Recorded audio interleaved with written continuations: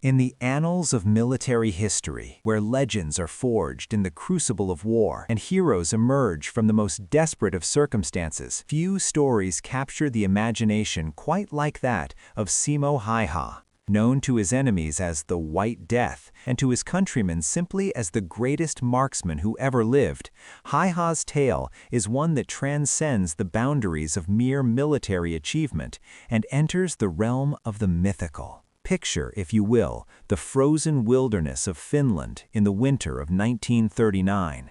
The landscape stretches endlessly, a pristine white canvas broken only by the dark silhouettes of ancient pines and the occasional farmhouse chimney sending smoke spiraling into the bitter air. This is a land where temperatures plummet to depths that can kill a man in minutes, where the aurora borealis dances across star-filled skies, and where the very air seems to crystallize with each breath. It was in this unforgiving environment that one man would write his name into history with bullets and blood, becoming the most lethal sniper the world has ever known. ScopeWhy was not born a killer. He was born a farmer's son in the small municipality of Rautjärvi, in what was then the Viipuri province of Finland. Standing barely 5 feet tall, with the weathered hands of a man who knew honest work and the quiet demeanor of one who preferred action to words, Hyha seemed an unlikely candidate for military legend. Yet beneath this unassuming exterior lay a combination of natural talent, iron discipline, and an unwavering love for his homeland that would soon make him the most feared man on the Eastern Front. The year 1939 brought with it the thunder of war drums echoing across Europe. While the world's attention was focused on Hitler's blitzkrieg tactics in Poland and the growing storm clouds gathering over Western Europe, a different kind of conflict was brewing in the frozen north. On November 30, 1939, the Soviet Union launched what they believed would be a swift and decisive invasion of Finland. Stalin's war machine, fresh from its purges and reorganization, numbered nearly 1 million men, supported by thousands of tanks, aircraft, and artillery pieces. Against this overwhelming force stood Finland's modest army of fewer than 300,000 men, equipped with outdated weapons and facing impossible odds. The world expected Finland to fall within weeks, perhaps days. Military analysts calculated that the Soviet advantage in manpower was 3-1, in tanks 30-1, and in aircraft nearly 100-1. It seemed a foregone conclusion that this small Nordic nation would be swept aside like autumn leaves before a winter storm. But the analysts had failed to account for the Finnish concept of sisu, that untranslatable quality that combines courage, determination, and an almost supernatural ability to endure against impossible odds. It was into this David versus Goliath struggle that ScopeWhy stepped, carrying with him a rifle that had seen better days and a skill set honed through years of hunting in these very forests. What followed would be 100 days of the most extraordinary marksmanship ever recorded in military history, a period during which this quiet farmer would achieve 505 confirmed kills, earning his fearsome nickname and striking terror into the hearts of an entire army. To understand the magnitude of Hyha's achievement, one must consider the mathematics of war. 505 confirmed kills in 100 days of active combat translates to more than 5 enemy soldiers eliminated every single day. But these were not random shots fired into the chaos of battle. Each kill represented a moment when Hyha identified his target, accounted for wind, temperature, and distance, steadied his breathing, and squeezed the trigger with the precision of a master craftsman. The psychological impact of Hyha's presence on the battlefield cannot be overstated. Soviet soldiers, already struggling with the brutal Finnish winter and the unfamiliar terrain, now faced an additional terror, the knowledge that somewhere in the white wilderness an invisible death stalked them. They called him the White Death, and his reputation spread through the ranks like wildfire. Entire units would refuse to advance through areas where he was rumored to be operating. Counter-sniper teams were assembled specifically to hunt him down, and artillery barrages were called in on suspected sniper positions based on nothing more than rumors and fear. Central to Hai-Ha's legend was his choice of weapon, and more specifically his rejection of what many considered essential sniper equipment. While most marksmen of his era relied on telescopic sights to achieve long-range accuracy, Hai-Ha made a decision that would seem counterintuitive to modern warfare. He used only iron sights. His weapon of choice was the M2830, a Finnish variant of the venerable Mosin-Nagant rifle that had served armies across Eastern Europe for decades. The M2830 was not a glamorous weapon. It lacked the sleek lines of German sniper rifles or the advanced optics that were becoming standard for precision shooting. What it possessed instead was reliability, accuracy, and a simplicity that made it perfectly suited to the harsh conditions of the Winter War. The rifle had been modified by Finnish gunsmiths to improve its accuracy, with careful attention paid to the barrel, trigger mechanism, and stock. In Hai-Ha's hands, this modest weapon became an instrument of legend. His decision to forego telescopic sights was not born of stubbornness or tradition, but of cold, practical calculation. In the context of winter warfare, particularly in the extreme conditions of the Finnish front, optical sights presented several critical disadvantages that could mean the difference between life and death. The first and most immediate concern was the problem of reflection. Even the most sophisticated telescopic sights of the era were prone to catching and reflecting sunlight, creating what snipers call scope glint. In the pristine white environment of the Finnish winter, where the sun's rays bounced off snow-covered surfaces with blinding intensity, this glint could be visible from hundreds of yards away. For a sniper whose survival depended on remaining invisible, such a beacon might as well have been a death sentence. Soviet soldiers were trained to watch for the telltale flash of light that might betray a hidden marksman's position, and many promising snipers met their end because their scopes gave them away at the crucial moment. Iron sights, by contrast, presented no such risk. The simple metal posts and notches that made up the M2830 sighting system were designed to absorb light rather than reflect it. Hai-Ha could take his shots secure in the knowledge that his weapon would not betray his position to enemy observers.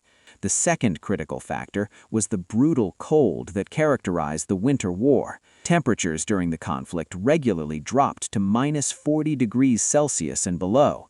Temperatures so severe that exposed skin would freeze in minutes, and metal became brittle enough to shatter in such an environment. The delicate glass lenses and complex internal mechanisms of telescopic sights became serious liabilities. Glass would fog with condensation from the sniper's breath, or worse, crack and shatter from the thermal shock of moving between different temperature zones. The internal mechanisms of scopes, with their precise adjustments and delicate moving parts, would freeze solid, rendering the weapon useless at the moment it was needed most. Iron sights, being nothing more than shaped pieces of metal, were immune to such problems. They required no internal mechanisms to freeze, no glass to fog or crack. In the harshest conditions imaginable, when more sophisticated equipment failed, Hai-Ha's simple sighting system continued to function flawlessly. Perhaps most importantly, the use of iron sights allowed Hai-Ha to maintain an extremely low profile. Modern snipers understand that elevation is often the enemy of concealment. The higher a sniper must raise his head to acquire his target, the more likely he is to be spotted by enemy observers. Telescopic sights, mounted above the rifle's action, required the shooter to lift his head several inches higher than iron sights, which were mounted directly on the barrel. In Hai-Ha's case, this difference was literally a matter of life and death. His preferred shooting position involved lying prone in the snow, often in a shallow depression or behind minimal cover. By using iron sights, he could keep his profile so low that he was virtually invisible against the white background, appearing to enemy soldiers as nothing more than another snow-covered log or rock. This ability to blend seamlessly into his environment was perhaps his greatest tactical advantage, allowing him to operate in areas where other snipers would have been spotted and eliminated within hours. Heiha's success was not merely a product of exceptional marksmanship. It was the result of a comprehensive understanding of fieldcraft that elevated him from skilled shooter to master of wilderness warfare. Every aspect of his technique was carefully calculated to maximize his effectiveness while minimizing his chances of detection and elimination. His mastery of camouflage was legendary, even among his fellow soldiers.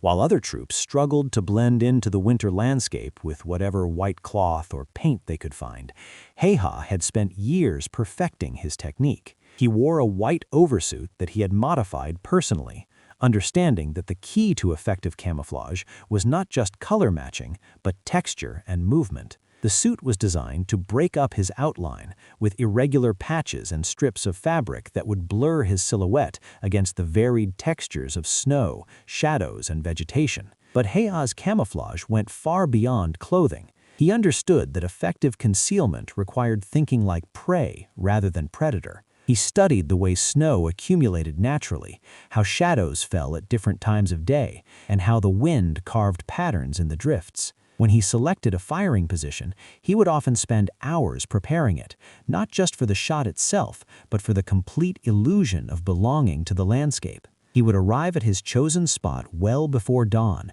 moving with the patience of a hunter who understood that haste was the enemy of success. Once in position, he would carefully arrange snow around himself, not in obvious piles that might catch an observer's eye, but in the subtle, irregular patterns that nature herself would create. He would clear his field of fire with the same meticulous attention, removing obstacles not in straight lines that would betray human intervention, but in the random patterns that might result from wind or the passage of animals. Perhaps most famously, Heiha developed a technique that became part of sniper lore, keeping snow in his mouth while in position. This innovation addressed one of the most persistent problems faced by snipers in cold weather, the visible cloud of vapor that accompanied each breath. In sub-zero temperatures, even the smallest exhalation could create a telltale puff of steam that would instantly reveal a hidden position to alert enemy observers. By keeping a small amount of snow in his mouth, Heiha could cool his breath to the point where it produced no visible vapor. This technique required extraordinary discipline and physical conditioning. Imagine lying motionless in temperatures that could freeze exposed flesh in minutes while deliberately cooling your mouth and throat with snow, all while maintaining the mental focus necessary for precision shooting. The discomfort must have been excruciating, yet Heiha endured it hour after hour, day after day, understanding that this small detail might be the difference between completing his mission and becoming another casualty of war. His patience was perhaps his most remarkable quality. While other soldiers grew restless after minutes of inactivity, Heiha could remain motionless for hours, waiting for the perfect shot. He understood that good sniping was not about taking every available shot, but about waiting for the shot that mattered most. He would watch enemy positions through his sights, learning their routines, identifying their leaders, and waiting for the moment when a single bullet could have maximum impact. This patience extended to his selection of targets. Heiha was not interested in padding his statistics with easy kills. He focused on eliminating enemy soldiers whose deaths would have the greatest tactical impact. Officers were priority targets, as were machine gunners, radio operators, and other specialists whose loss would disrupt enemy operations. He understood that in warfare, not all kills are equal. Eliminating a company commander or a key communications specialist could be worth more than a dozen random infantry soldiers. When the moment for the shot finally came, Heiha's technique was a study in controlled precision. He had developed a shooting rhythm that minimized exposure while maximizing accuracy. His breathing was controlled and deliberate, his trigger pull smooth and consistent. He understood that the moment of firing was when a sniper was most vulnerable. The muzzle flash and sound could reveal his position to enemy observers, so he planned every shot with an escape route already in mind. After each engagement, Heha would execute a careful withdrawal, understanding that staying in one position too long was a death sentence. He would move to a new location using routes he had scouted in advance, always keeping to areas where his tracks would be hidden or confused with those of wildlife. His knowledge of the terrain was encyclopedic. He knew every game trail, every stream bed, every stand of trees that could provide concealment during movement. As Heha's reputation grew and his kill count mounted, the Soviet military found itself facing an unprecedented problem. Never before had a single enemy soldier created such widespread fear and disruption among their forces. Units were refusing to advance through areas where the White Death was rumored to be operating. Morale was plummeting as soldiers realized that they could be killed at any moment by an enemy they could neither see nor locate. The Soviet response was systematic and overwhelming. Counter-sniper teams were assembled from their most experienced marksmen, equipped with the best available rifles and optics. Artillery units were given coordinates for suspected sniper positions and ordered to saturate entire areas with shells. Aircraft were diverted from other missions to conduct reconnaissance flights, searching for any sign of the elusive Finnish sniper. The scale of resources devoted to hunting one man was staggering. Entire companies were tasked with anti-sniper operations, their normal missions abandoned in favor of the hunt for Heha. The psychological warfare aspect was as important as the tactical one. The Soviet command understood that eliminating the White Death would do more for morale than winning several conventional battles. For his part, Heha was well aware that he had become the most hunted man on the Eastern Front. He could see the increased activity around his operational areas, the additional patrols, the random artillery barrages, the aircraft circling overhead. But rather than retreat or reduce his activities, he adapted his tactics to meet the new threat level. He began operating from positions that were even more carefully concealed, often in areas that seemed impossible for a sniper to use effectively. He would take single shots from extreme range and then immediately relocate, never staying in one area long enough for enemy forces to triangulate his position. His movements became even more unpredictable, striking in areas where the Soviets least expected him and then vanishing into the wilderness like a ghost. The end, when it came, was as dramatic as anything in his legend. On March 6, 1940, Heha was in position near the village of Ulisma, engaged in what would prove to be his final sniper mission. He had been tracking a Soviet patrol for several hours, waiting for the perfect opportunity to strike. As he lined up his shot, focusing through his iron sights with the same concentration that had served him throughout the war, he was unaware that he himself had become the target. A Soviet soldier, whether through luck, skill, or divine intervention, had managed to spot the nearly invisible sniper. The enemy marksman's shot was not perfect. Instead of the clean kill he had intended, the bullet struck Heha in the lower left jaw. But at the ranges involved, even an imperfect hit from a high-powered rifle was devastating. The bullet, likely an exploding round designed to cause maximum damage, shattered Heha's jaw and cheek, destroying much of the left side of his face. The impact was so severe that witnesses initially believed he had been killed instantly. Blood poured from the massive wound, staining the snow around him in stark contrast to the white that had been his constant companion throughout the war. But Simo Heha was not a man who died easily. Despite the catastrophic nature of his wound, despite the shock and blood loss that would have killed most men, he remained conscious. His fellow soldiers, who had been providing overwatch for his mission, reached him within minutes of the shot. What they found was a man whose face had been destroyed, but whose eyes still held the same calm determination that had made him legendary. The evacuation was a race against time. Heha was bleeding heavily from wounds that had destroyed not just bone and tissue, but also threatened his airway. His comrades, many of whom had served with him throughout the Winter War and had come to regard him as almost superhuman, now faced the very real possibility that their legendary sniper would die in the snow of a nameless forest. The journey to the field hospital was a nightmare of bouncing sleds and desperate first aid administered by soldiers with no medical training beyond basic battlefield techniques. Heha had drifted in and out of consciousness, his life hanging by the thinnest of threads. The medics who first saw him at the field hospital were amazed that he was still alive. The extent of his facial injuries was unlike anything they had seen in a surviving patient. The medical treatment available in a wartime field hospital was primitive by modern standards, but the Finnish Medical Corps had gained considerable experience treating battlefield injuries during the long months of the Winter War. Haiha underwent emergency surgery to stabilize his condition, with doctors working to stop the bleeding and repair what damage they could. The left side of his face was permanently destroyed, leaving him disfigured for life, but the surgeons managed to save his life and preserve his remaining vision. The timing of Haiha's wounding was grimly ironic. The shot that nearly killed him came on March 6, 1940. The Winter War officially ended just 7 days later, on March 13th, when Finland signed the Moscow Peace Treaty with the Soviet Union. Had the war continued for another week, Haiha might have returned to action despite his injuries. Instead, his shooting war ended just as his country's war was concluding. During his recovery, as Finland came to terms with the territorial concessions demanded by the Soviet Union, Haiha received news that would have seemed impossible to the young farmer who had answered his country's call just over 3 months earlier. He was promoted to second lieutenant, a remarkable achievement for someone who had begun the war as an enlisted man.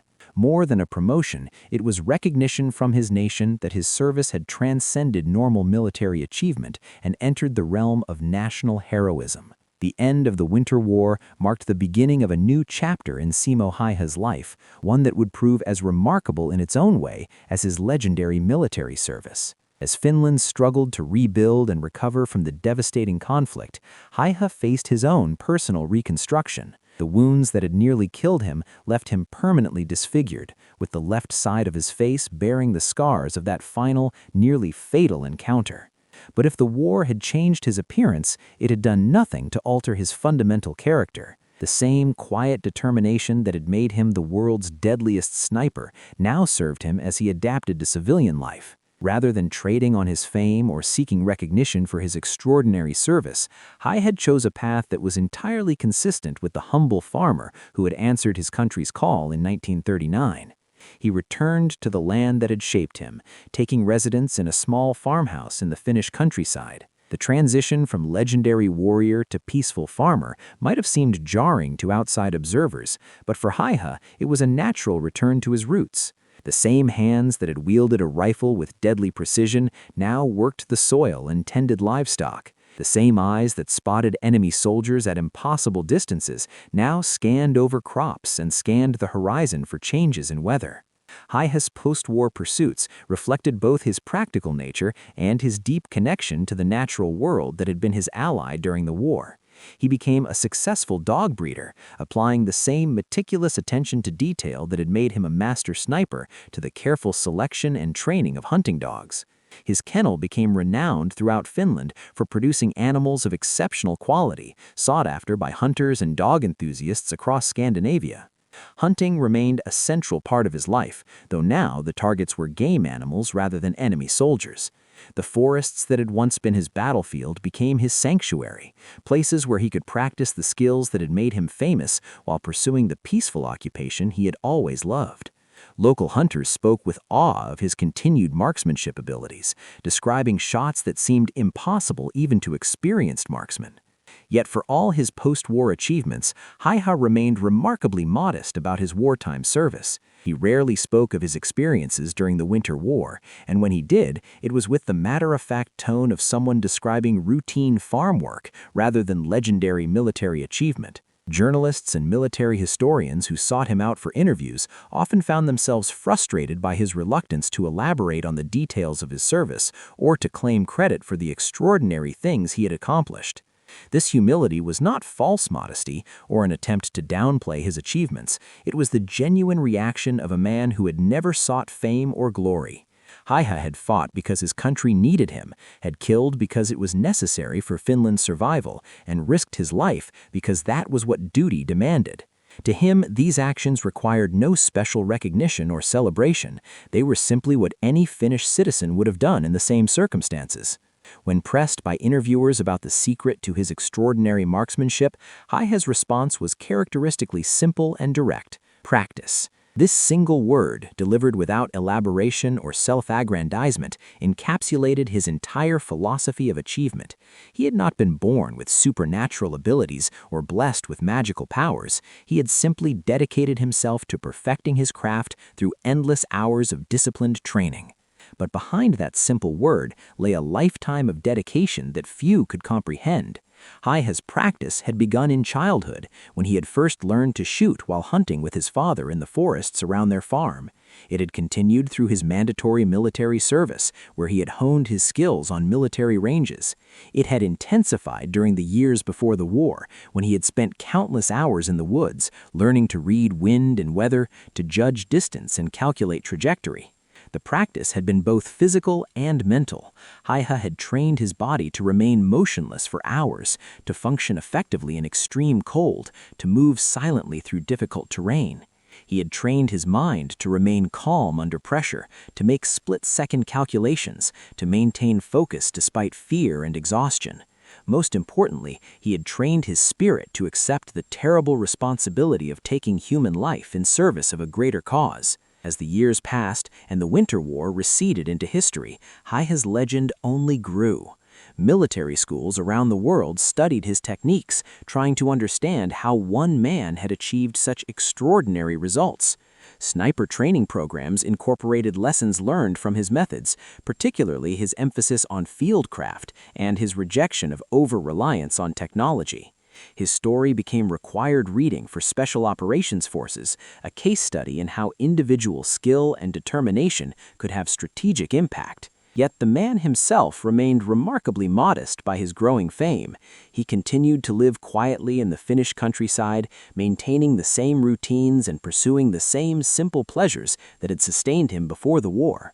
Visitors to his farm often remarked on the disconnect between the legendary figure they had expected to meet and the modest, soft-spoken man who actually greeted them. In a broader sense, Haiha represented something that was becoming increasingly rare in the modern world: the citizen soldier, who fought not for ideology or conquest, but for the simple right to live free in his own land. He had not sought war, had not gloried in killing, and had taken no pleasure in the suffering he had caused. He had simply done what was necessary to defend his home and his people, and when the war was over, he had returned to the peaceful life he had always preferred. As we reflect on the extraordinary life and legacy of Simo Haiha, we find ourselves confronting questions that extend far beyond military tactics or marksmanship techniques. His story forces us to consider what it means to be a warrior in the truest sense of the word, and why his example continues to resonate more than 8 decades after the Winter War ended. In an age when warfare has become increasingly technological, when battles are fought with guided missiles and computer-controlled weapons systems, Haiha's reliance on skill over technology seems almost anachronistic. Yet this is precisely what makes his achievements so remarkable and his legacy so enduring.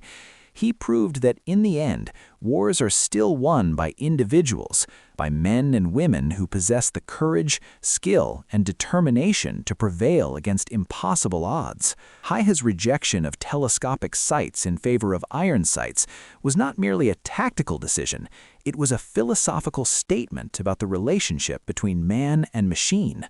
While his contemporaries were embracing increasingly sophisticated equipment, he chose to rely on his own abilities, understanding that technology could fail, but that properly trained instincts would endure. This principle has profound implications that extend far beyond the battlefield. In our modern world, where we are increasingly dependent on technology for even the most basic tasks, Haiha's example reminds us of the value of fundamental skills and personal competence. His success came not from having the best equipment, but from understanding his equipment completely and using it to its maximum potential. He knew his rifle as intimately as a musician knows his instrument, understanding every nuance of its performance and adapting his technique to work with its capabilities rather than against them. The psychological dimension of Haiha's impact cannot be overstated. His ability to strike fear into an entire army demonstrates the power of individual excellence to have strategic consequences. The Soviet military's massive effort to hunt down one man, involving thousands of soldiers, artillery units, and aircraft, represents one of the most dramatic examples in military history of how a single individual can disrupt enemy operations far beyond his apparent capabilities. This psychological warfare aspect of Haiha's legacy has important lessons for modern conflict. In an era when information travels instantly and social media can amplify individual actions to global significance, the example of the White Death shows how individual excellence can have effects that far exceed its immediate tactical impact. The mere knowledge that such a skilled opponent was operating in their area was enough to paralyze entire Soviet units, demonstrating that fear can be as effective a weapon as any bullet. Perhaps most importantly, Haiha's story reminds us that heroism is not about seeking glory or recognition, but about doing what is necessary when duty calls. His post-war humility and his simple explanation that his success came from practice reveal a character that was fundamentally unchanged by his extraordinary achievements. He had not fought for personal gain or recognition, but because his country needed him to fight. When the fighting was over, he returned to the life he had always wanted to live, asking for nothing more than the right to live in peace. This aspect of his character may be the most remarkable of all. In a world where celebrity and self-promotion have become ends in themselves, Haiha's genuine modesty stands as a powerful counterexample. He had achieved something that no other soldier in history had accomplished, yet he remained essentially the same person he had always been, a quiet farmer who preferred action to words, and who measured success not by public recognition, but by personal satisfaction in work well done. The technical lessons of Haiha's service continue to influence military training and doctrine around the world. His emphasis on fieldcraft over firepower, on patience over aggression, and on adaptability over rigid adherence to doctrine has become standard teaching in special operations and sniper schools. His techniques for cold weather operations, camouflage, and individual survival in hostile territory are still studied and emulated by military professionals. But beyond these tactical considerations, Haiha's legacy speaks to something deeper and more enduring. He represents the triumph of individual excellence over institutional mediocrity, of personal courage over overwhelming odds, and of quiet competence over flashy technology. In an age when we are constantly told that individual actions don't matter, that problems are too big for any one person to address, Simo Haiha's story stands as powerful evidence to the contrary. His 505 confirmed kills in 100 days of combat represent more than just an impressive statistic. They represent 505 moments when one man's skill, courage, and determination changed the course of events. Each shot was a decision to act rather than to hide, to risk everything rather than to accept defeat. Multiplied across those 100 days of winter warfare, these individual moments of excellence added up to a legend that has inspired countless others to push beyond their perceived limitations. The Winter War itself, in which little Finland held off the Soviet giant for far longer than anyone thought possible, serves as the perfect backdrop for Haiha's individual achievement. Just as his nation refused to accept that superior numbers guaranteed victory, Haiha refused to accept that individual skill could not matter in modern warfare. Both proved their point through action rather than argument, through results rather than rhetoric. In the end, Simo Haiha's story transcends military history and enters the realm of human inspiration. He shows us that excellence is achievable through dedication and practice, that individual actions can have consequences far beyond their immediate scope, and that true heroism lies not in seeking recognition, but in doing what is right when matters most. His legacy reminds us that in a world of increasing complexity and technological dependence, the fundamental human qualities of skill, courage, and determination remain as relevant as ever. The White Death may have hung up his rifle more than 80 years ago, but the lessons of his extraordinary service continue to echo through time. in classrooms and training facilities around the world, in the stories passed down through military units, and in the inspiration drawn by individuals facing their own impossible odds, ScopeWhy's legacy lives on. He remains what he always was, proof that one person, properly trained and properly motivated, can still change the world.